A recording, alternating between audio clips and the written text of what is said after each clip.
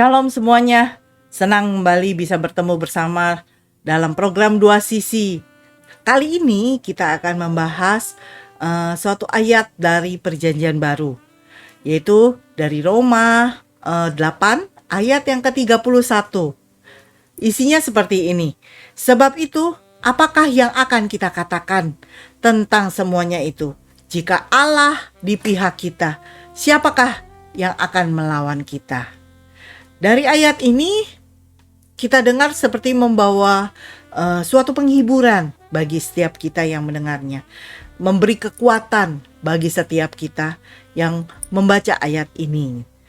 Bagi setiap kita yang masih hidup di atas muka bumi ini, kita tahu bahwa setiap kehidupan kita, setiap kehidupan manusia di atas muka bumi, kehidupan itu pasti akan mengalami yang namanya kesulitan kah, kesusahan hidup kah, pergumulan hidupkah, atau adanya berbagai tantangan dalam kehidupan kita ini, baik itu penderitaan, perjuangan hidup kita di atas muka bumi, pergumulan hidup kita, atau bahkan kita mengalami penolakan-penolakan dari orang-orang di sekitar kita.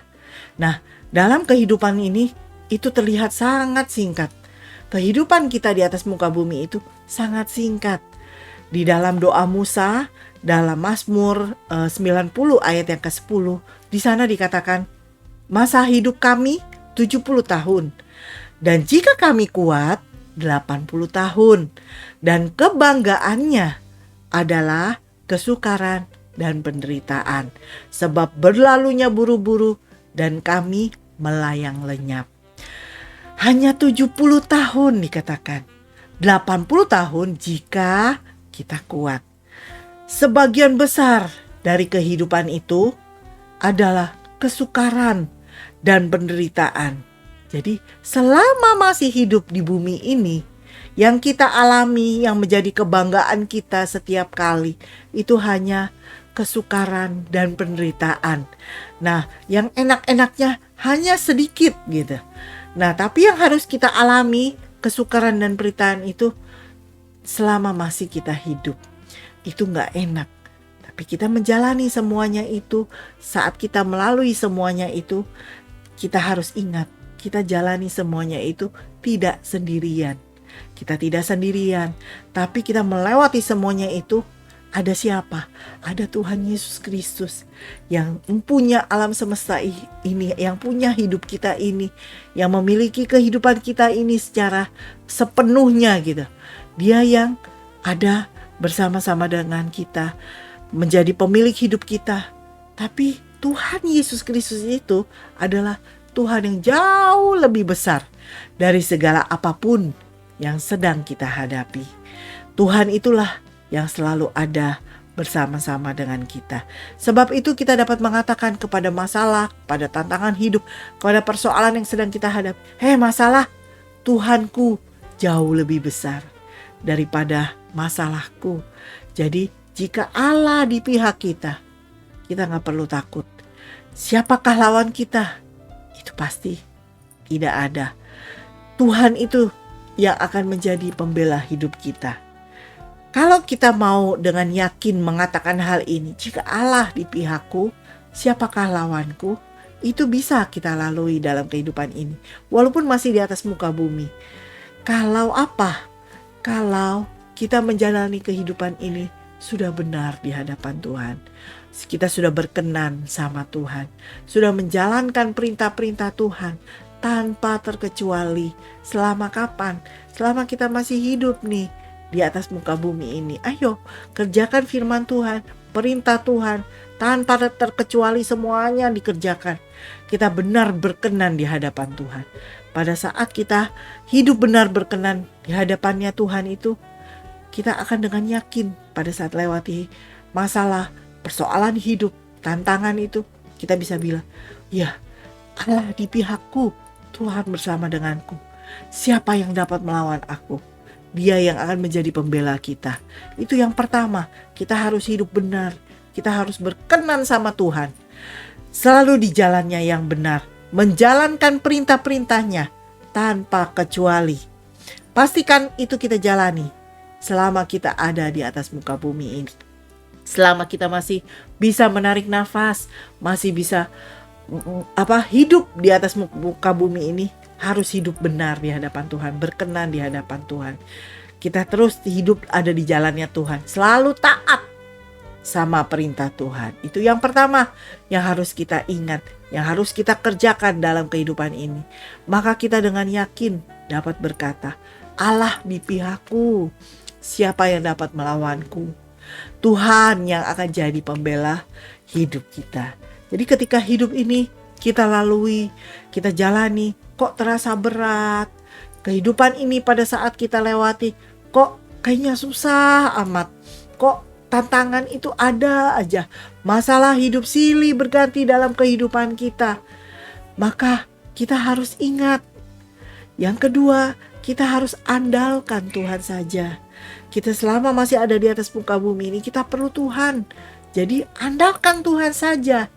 Selalu mengandalkan Tuhan dalam apapun yang kita hadapi, apapun yang kita perbuat, apapun keputusan yang harus kita ambil, andalkan Tuhan saja.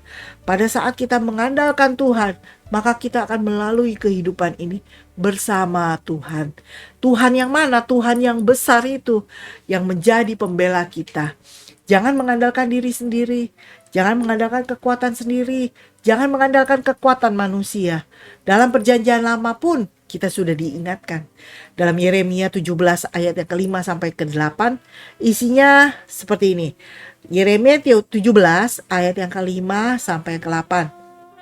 Beginilah firman Tuhan, terkutuklah orang yang mengandalkan manusia, yang mengandalkan kekuatannya sendiri, dan yang hatinya menjauh daripada Tuhan. Ia akan seperti semak bulus di padang belantara. Ia tidak akan mengalami datangnya keadaan baik. Ia akan tinggal di tanah angus di padang gurun, di negeri padang asin yang tidak berpenduduk. Ayat yang ke-7, diberkatilah orang yang mengandalkan Tuhan. Diberkatilah orang yang mengandalkan Tuhan, yang menaruh harapannya pada Tuhan. Ia akan seperti pohon yang ditanam di tepi air, yang merambatkan akarnya ke tepi batang air, dan yang tidak mengalami datangnya panas terik, yang daunnya tetap hijau, yang tidak khawatir dalam tahun kering, dan yang tidak berhenti menghasilkan buah. Jadi pada saat kita mengandalkan Tuhan, pada saat benar-benar dalam kehidupan ini kita menjalaninya bersama dengan Tuhan, sudah hidup benar di hadapan Tuhan, berkenan di hadapan Tuhan, kita hidup di jalannya Tuhan, gak melenceng ke kanan ke kiri. Pada saat ketemu menghadapi persoalan hidup, pergumulan hidup itu, masalah-masalah hidup kita itu, kita harus mengandalkan Tuhan saja.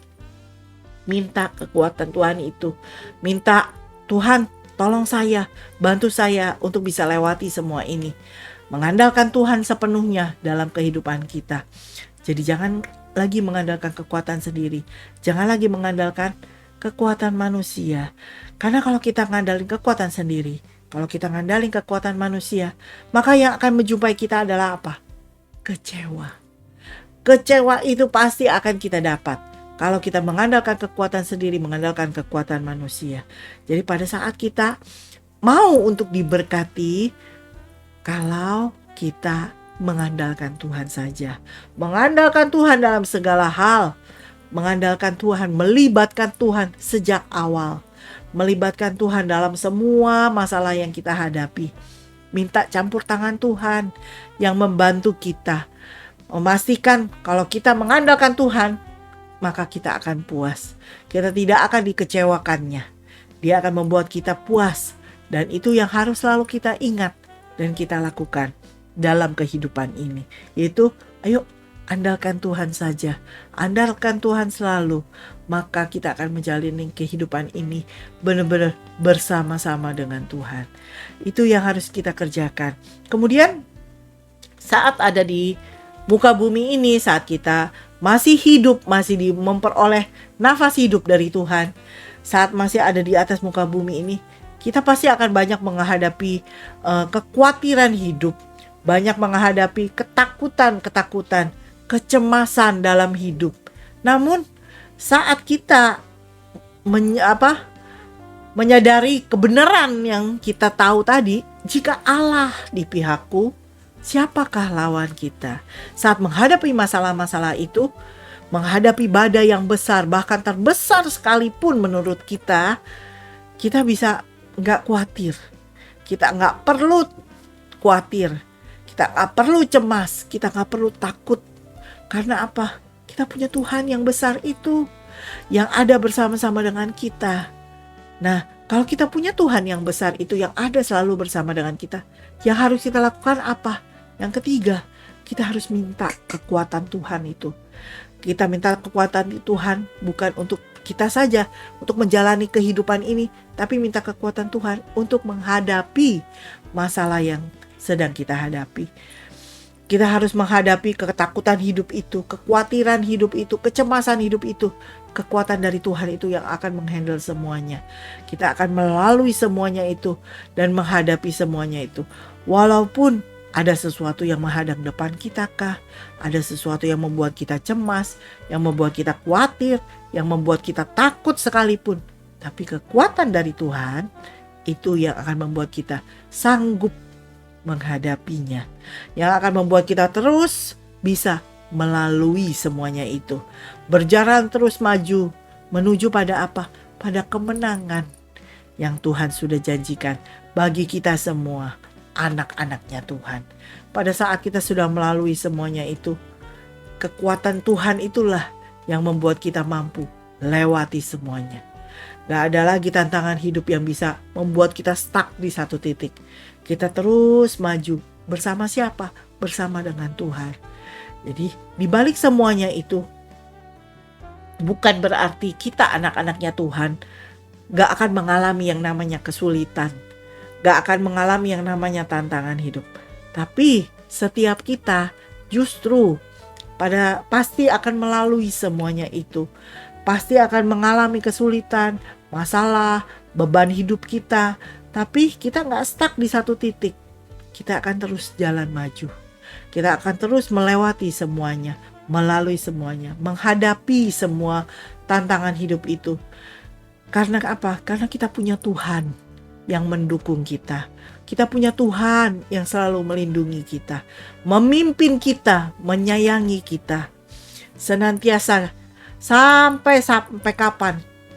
Sampai kita terus menjadi dewasa di dalam Tuhan dan dapat melihat apa? Kemenangan yang Tuhan sediakan bagi setiap kita yang selalu hidup menurut perintahnya. Jadi ayo terus percaya sama Tuhan, terus mengandalkan Tuhan, terus hidup benar di hadapan Tuhan. Karena selama hidup di atas muka bumi ini, kita perlu Tuhan Yesus Kristus itu selalu ada dalam kehidupan kita. Jadi yang pertama tadi, kita harus apa?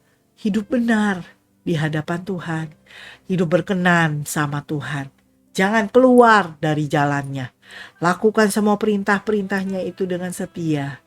Yang kedua, menghadapi masalah hidup, menghadapi cobaan apapun juga yang membuat kita takut, membuat kita cemas, yang membuat kita stuck di satu titik, kita harus mengandalkan Tuhan saja. Mengandalkan Tuhan selalu, mengandalkan Tuhan penuh dalam kehidupan kita. Dan yang ketiga, kita harus ingat dan minta, selalu ingat dan minta kekuatan dari Tuhan. Untuk apa? Untuk kita bisa lewati hari demi hari. Bersama siapa? Bersama Tuhan. Tuhan selalu ada bersama dengan kita. Kita bisa lewati semuanya itu bersama dengan Tuhan. Pada saat kita sudah melewati semuanya itu, maka kemenangan yang dari Tuhan, kekuatan kemenangan itu yang Tuhan sudah janjikan bagi kita, yang Tuhan sudah sediakan bagi kita, akan kita peroleh. Itu akan menjadi bagian hidup kita. Kalau kita kerjakan semua yang tadi kita sudah bahas, apa itu ada 3, hidup benar di hadapan Tuhan, andalkan Tuhan, minta kekuatan Tuhan, maka kita dengan yakin dapat berkata, jika Allah di pihakku, siapakah lawanku? Itu yang harus kita kerjakan dalam hidup ini. Jadi ayo benar-benar hidup dalam pengharapannya Tuhan. Janji-janji Tuhan itu yang akan membuat kita terus punya pengharapan dalam kehidupan ini. Haleluya. Ayo kerjakan firman Tuhan ini. Selamat beraktivitas bagi kita semua. Tuhan Yesus memberkati. Shalom.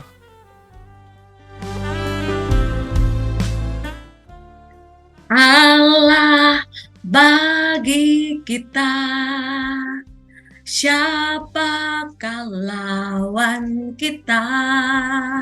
Tidak ada. Shalom The Warriors, dimanapun Anda berada hari ini.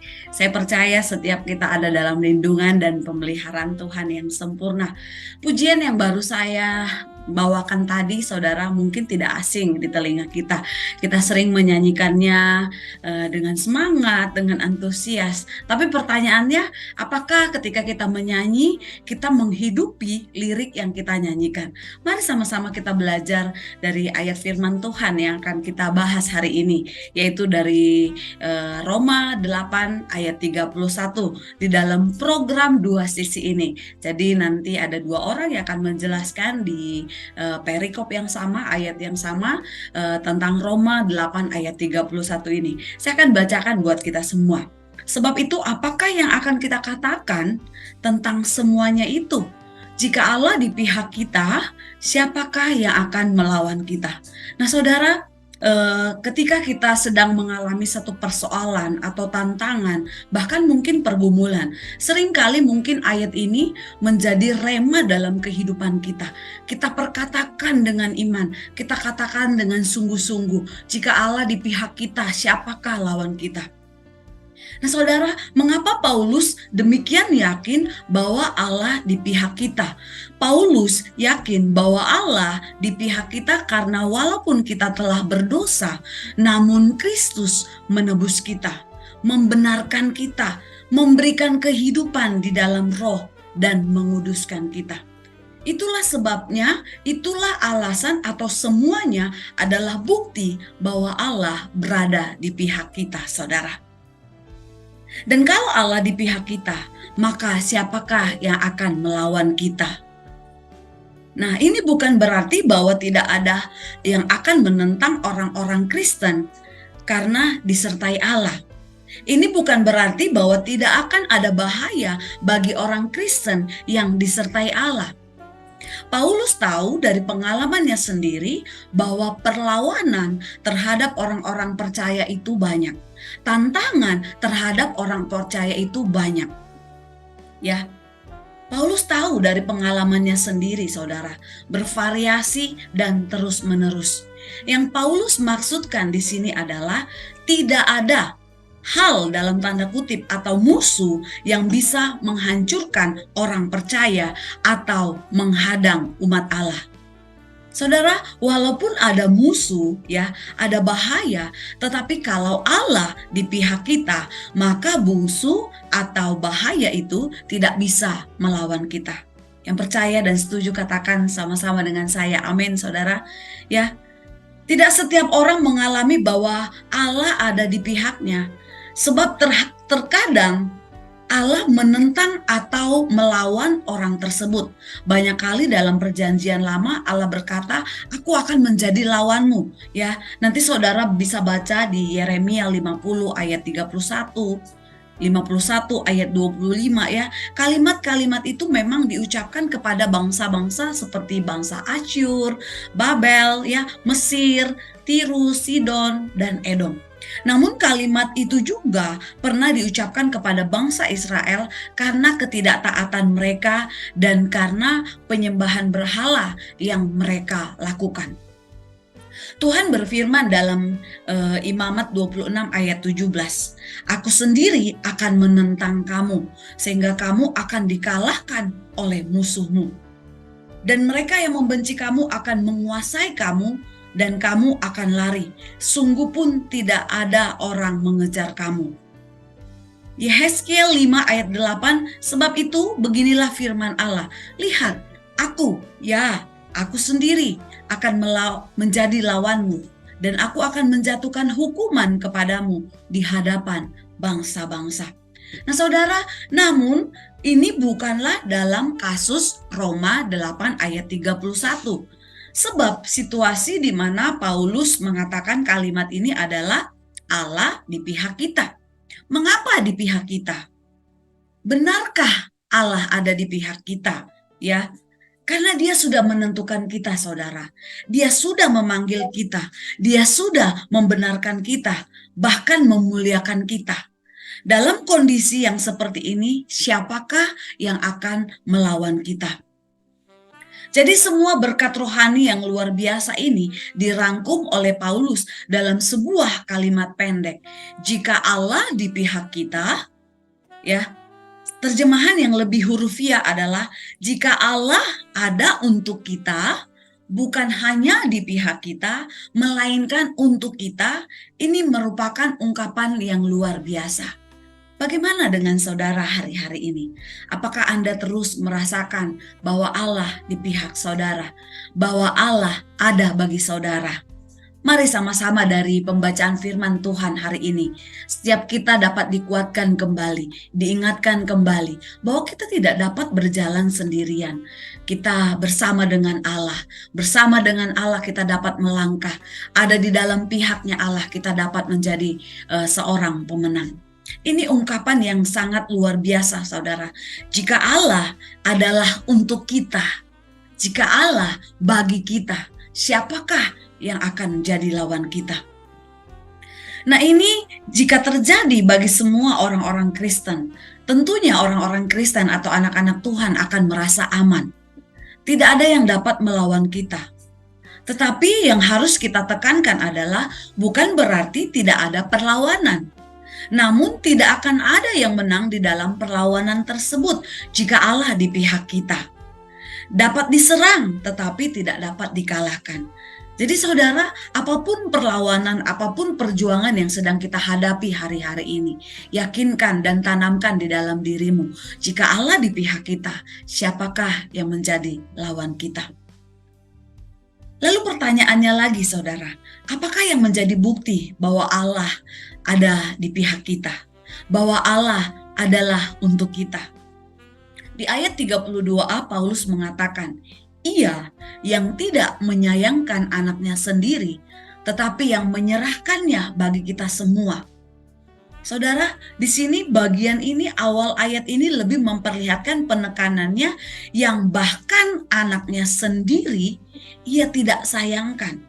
Tetapi ia menyerahkannya bagi kita.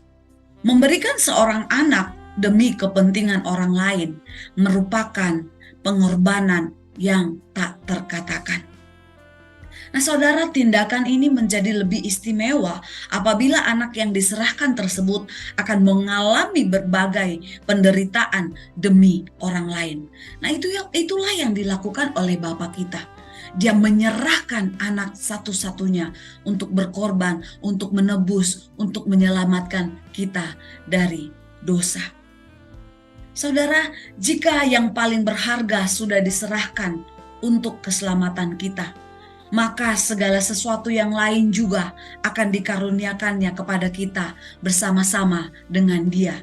Di ayat 32b katakan, Jadi kita tidak boleh sembarangan memahami kata segala sesuatu di ayat ini. Kata ini merujuk pada segala sesuatu yang diperlukan dalam keselamatan kita. Bahkan segala sesuatu yang kita bayangkan, bukan segala sesuatu yang kita inginkan, namun segala sesuatu yang kita butuhkan untuk jaminan keselamatan. Saudara, sekali lagi Allah menyelamatkan kita. Dia akan menyediakan segala sesuatu yang kita perlukan, sehingga keselamatan itu tidak akan gagal di dalam kehidupan kita. Dalam ilmu psikolog, saudara, telah mengidentifikasikan ratusan ketakutan yang dapat dimiliki oleh orang. Ketakutan adalah masalah yang universal, dan itu menghilangkan damai sejahtera atau kegembiraan dalam hidup Anda. Nah, hari ini, saat ini, ketika saudara mendengarkan program Dua Sisi ini, apa yang menjadi ketakutan terbesarmu? Apakah itu rasa malu, kegagalan, penolakan, mengecewakan orang lain, atau tidak cocok, atau apapun itu, saudara? Apa yang menjadi ketakutan terbesarmu? Seringkali tanpa kita sadari, iblis menggunakan semua ketakutan ini untuk merampas kebahagiaan atau kegembiraan yang Anda miliki. Dia tahu apa yang akan membuatmu bahagia. Jadi dia menciptakan ketakutan untuk menentang hal-hal itu. Namun saudara, kabar baiknya adalah Anda tidak perlu takut. Anda memiliki Tuhan di pihak Anda. Allah ada bagi Anda. Allah ada bagi kita. Amin, saudara. Alkitab mengingatkan kita, apa yang akan kami katakan tentang hal yang luar biasa seperti ini. Jika Tuhan, jika Allah di pihak kita, siapakah yang bisa melawan kita? Kita harus dengan sungguh dan dengan pasti dan dengan rasa percaya mau mengatakan bahwa jika Allah di pihak kita, siapakah lawan kita? Tidak ada, saudara. Kita akan menjadi seorang pemenang, bahkan lebih dari pemenang, kata firman Tuhan. Nah, saudara, pilihan ada di tangan kita masing-masing. Apakah kita tetap berada dalam ketakutan kita sehingga mengesampingkan kekuatan dan hadirnya Allah yang menjadi penolong, pembela, dan penyelamat kehidupan kita? Maukah kita untuk menjadikan firman Tuhan ini menjadi sumber kekuatan bagi kita untuk kita menjalani hari-hari kita setiap waktu bersama-sama dengan Dia? Saya tahu nggak gampang, saudara, nggak mudah untuk melakukannya. Mungkin kita dengan mudah mengatakannya, jika Allah di pihak kita, siapakah lawan kita? Namun terlihat terkadang sulit untuk percaya akan apa yang Allah sampaikan. Tapi hari ini saya mau mengajak kita, apapun ketakutanmu, apapun pergumulanmu, apapun persoalanmu, katakan dengan iman bersama dengan saya.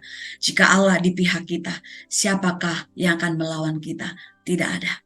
Dia bersama dengan kita. Dia berjalan di depan kita. Dia ada menuntun kita, menolong kita, bahkan membawa kita keluar menjadi seorang pemenang, bahkan lebih dari pemenang. Itu saja, saudara. Selamat menikmati berkat yang daripada Tuhan. Mari rasakan sendiri bahwa ketika engkau katakan dengan sungguh-sungguh, jika Allah di pihakku, siapakah akan menjadi lawanku? Tuhan Yesus memberkati. Shalom, sampai ketemu lagi di episode berikutnya. Tuhan Yesus memberkati. Amin.